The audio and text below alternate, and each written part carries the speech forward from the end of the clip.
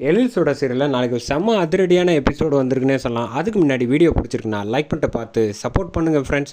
எழில் வந்து பார்த்துட்டு ஃபோட்டோவை பார்த்து சந்தோஷமாக வந்து கவின் எனக்காக ஒரு ஆட்டோகிராஃப் போட்டு கொடுக்குறியா அப்பாவுக்கு அப்படின்னு சொன்னோன்னா ஷோர் டேடி அப்படின்னு சொல்லிட்டு சைன் பண்ணி கொடுக்குறாங்க. இதை வந்து நான் என்னோடய ஆஃபீஸில் உன்னோட ஞாபகார்த்தமாக சந்தோஷமாக மாட்டிப்பேன், ரொம்ப தேங்க்ஸ் கவின் அப்படின்னு சொன்னான். பரவாயில்ல இருக்கட்டும்ப்பா அப்படின்னு சொல்லிட்டு இந்த பக்கம் வெளியில் வந்துடுறாங்க. எழில் வந்து ஃபோன் பண்ணி பேசிகிட்டு இருக்காங்க ஆஃபீஸ் விஷயமாக பற்றி. அந்த சமயத்தில் தான் கரெக்டாக வந்து அந்த வழக்கமாக எழில வந்து சைட் அடிச்சுட்டு இருப்பாங்களே அந்த டீச்சர் வந்துடுறாங்க. வந்தோடனே எழில் கூப்பிட்றாங்க, கை தூக்கி கூப்பிட்றாங்க. ஆனால் எழில் வந்து கண்டுக்கவே மாட்டேங்கிறாங்க. டக்குன்னு அதுக்கப்புறமேட்டுக்கு பார்க்குறாங்க. பார்த்தோன்னே எழில் வந்து தப்பாக பேசி உளர்றாங்க ஃபோனில். என்ன சார் ஆச்சு, ஏன் வந்து உளறிட்டு இருக்கீங்க அப்படின்னோடனே, சாரி இங்கே கொஞ்சம் வந்து வேலையாக இருக்கேன், நான் அப்புறமேட்டுக்கு பேசுகிறேன் அப்படின்னு சொல்லிட்டு ஃபோனை வச்சிடுறாங்க.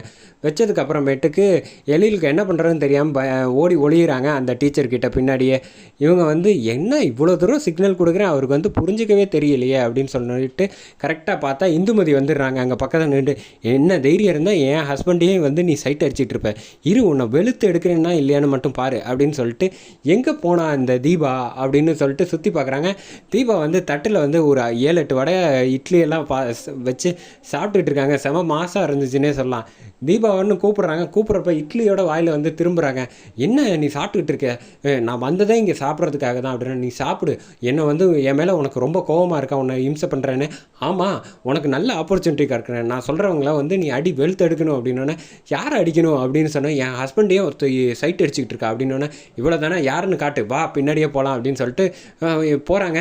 நீ எங்கே போகிறேன்னு எனக்கு எப்படி தெரியும், நான் காட்டுறேன் வா அப்படின்னு, என் வாய்ஸை கேட்டுட்டு வா அப்படின்னு சொல்லிட்டு பின்னாடியே வந்துடுறாங்க. அங்கே போய் பார்த்தா, ஓ இந்த பென்சில் தான் வந்து வம்புழுக்கிறாளா உங்ககிட்டக்க, ஆமாம் அப்படின்னு, இப்போ பாரு அந்த பென்சிலை 2ஆக உடைக்கிறேனா இல்லையான்னு பாரு அப்படின்னு சொல்லிட்டு போய் வந்து அடி கும்புன்னு கும்புறாங்க. இன்னும் 4 அடி போட்டு அப்படின்னு இந்து வந்து சொல்கிறாங்க. போருமா அப்படின்னா இன்னும் ஒரு 2 சுற்று அப்படிங்கிறாங்க. சுற்றிடுறாங்க. தலையெல்லாம் முடி வந்து விரித்து போட்டு நிற்கிறாங்க. இனிமேல் எழில வம்புழுப்ப, பார்க்க மாட்டேன், பேசாமல் ஓடி போய்டு அப்படின்னோடனே குடுன்னு ஓடி போயிடுறாங்க. இந்த பக்கம் வந்து அபி வந்து காம்படிஷனுக்காக மேக்கப்லாம் போட்டு ரெடி ஆகிட்டு இருக்காங்க. குட்டி பொண்ணு பார்க்க செம க்யூட்டாக இருந்தாங்கன்னே சொல்லலாம்.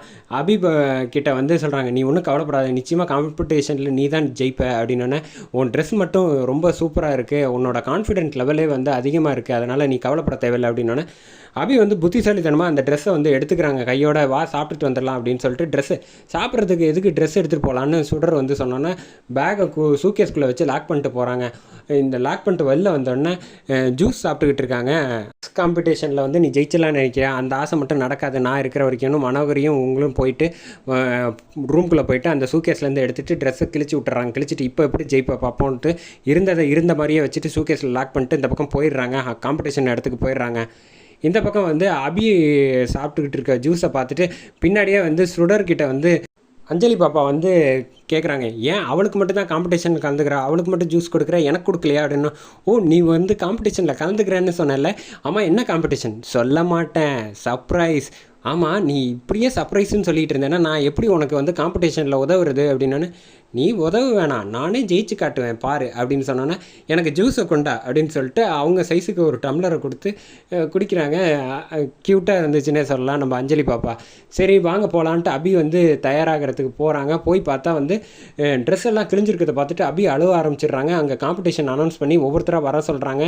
இங்கே போச்சு மனோகரி வந்து சிரிக்கிறாங்க, எப்படியும் அழுதுகிட்டு இருப்பாள்ல, ஆமாம் நிச்சயமாக ஜெயிக்க முடியாது அப்படின்னு சொல்லிட்டு இந்த பக்கம் அபிக்கு வந்து ஐடியா பண்ணுறதுக்கு என்ன பண்ணுறதுன்னு தெரியாமல் யோசிச்சுட்டு இருக்கப்ப, ஏதாவது பண்ணலாம் இரு அப்படிங்கிறப்ப, எப்படி பண்ண முடியும், இந்த கிழிஞ்ச ட்ரெஸ்ஸை போட்டுட்டா போக முடியுங்கிறப்ப இந்து வந்து சொல்கிறாங்க, நீ ஒன்றும் கவலைப்படாத, உனக்கு ட்ரெஸ் தைக்க தெரியுமா அப்படின்னு. தெரியும், அந்த கிழிஞ்ச ட்ரெஸ்ஸையே மாற்றி வந்து அங்கங்கே போட்டு தைச்சிட்டேன்னு வச்சுக்கேன், தையல் மிஷின் அங்கே தான் இருக்குது, நீ ஒன்றும் கவலைப்படாத ஜெயிச்சிடலாம் அப்படிங்கிறப்ப, நீங்களே தைச்சி கொடுத்துருங்க அப்படின்னா, எல்லாத்தையும் என்கிட்டே கேட்கணும், நான் ஐடியா மட்டும்தான் கொடுப்பேன் அப்படின்னு சொல்லிட்டு, ஆமாம் இப்படியே இதே ஒன்று சொல்லுங்கன்ட்டு அங்கே சுடுற ட்ரெஸ்ஸு தைக்க ஆரம்பிச்சிடுறாங்க.